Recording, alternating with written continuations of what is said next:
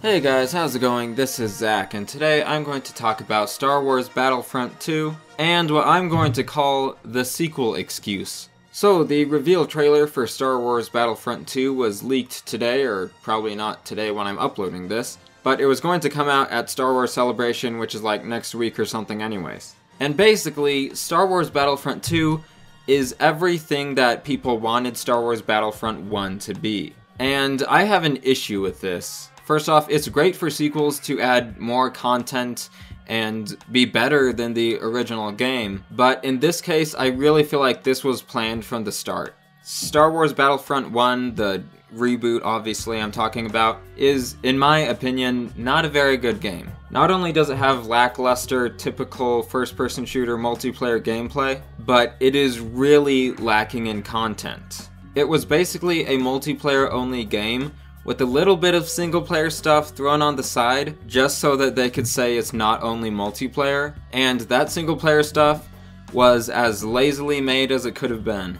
And even in the multiplayer mode, there's only maps that take place on 4 of the planets from Star Wars. Well, one of them we technically never see in the Star Wars movies, but still. This left many people disappointed. Some people do like the game, and if you like it, then great. But to me, the only thing really all that good about it is that it looks and sounds like Star Wars. And beyond that, it's just a boring, mediocre first-person shooter multiplayer game. So, what is what I'm calling the sequel excuse? This is when big game publishers plan to make a franchise and plan to make a lot of games and to make a lot of money off of them. They know that they're going to make more than one because the first one is going to make enough money no matter what they do with it. They simply build up hype and it sells no matter what the game is, which is the issue. What I'm seeing more and more of now is the first entry in these big series or franchises that are being started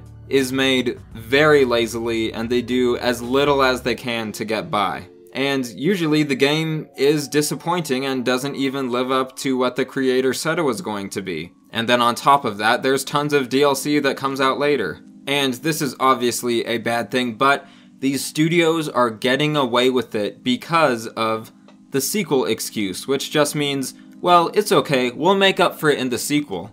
No. You shouldn't even make a sequel unless the first game was good enough.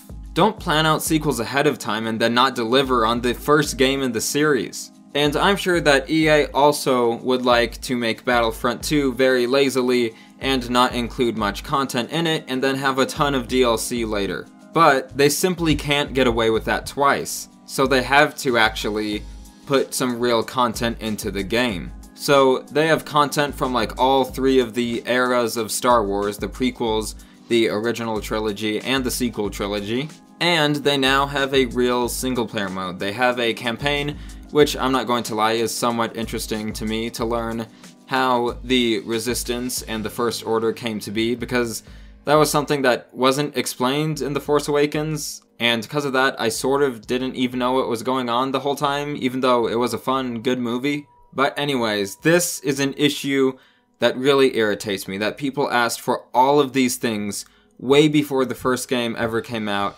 but EA didn't listen then because they knew that they could get away with it.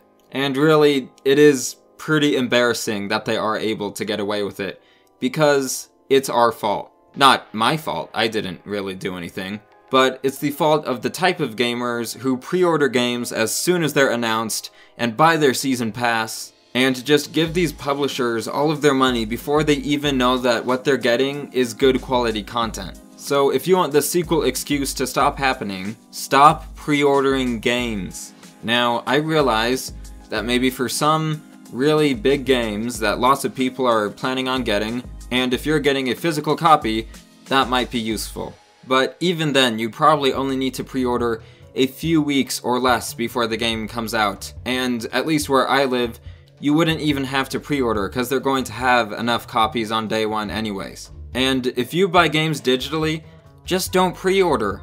Do it like 1 week before a game comes out if you want to be able to preload it or something. But don't give them your money like 6 months or even years in advance. That only benefits them at that stage because you don't really know what you're getting. You don't know if it's going to be good quality and if it's going to deliver on the promise of what the developers say it will be, or even your own expectations. Pre-ordering that early only helps them, and they get money before they finish the game, which gives them less incentive to finish it properly. And then the other thing that you can do is don't buy DLC for games that were lacking in content with the original purchase. If that's the case, they are forcing you to pay them more money than you really need to get that amount of content, and that's just wrong. And if we stop doing these things and supporting game publishers in these ways that only benefit them, then guess what? It'll force them to make good games to make money, and that's what's good for us.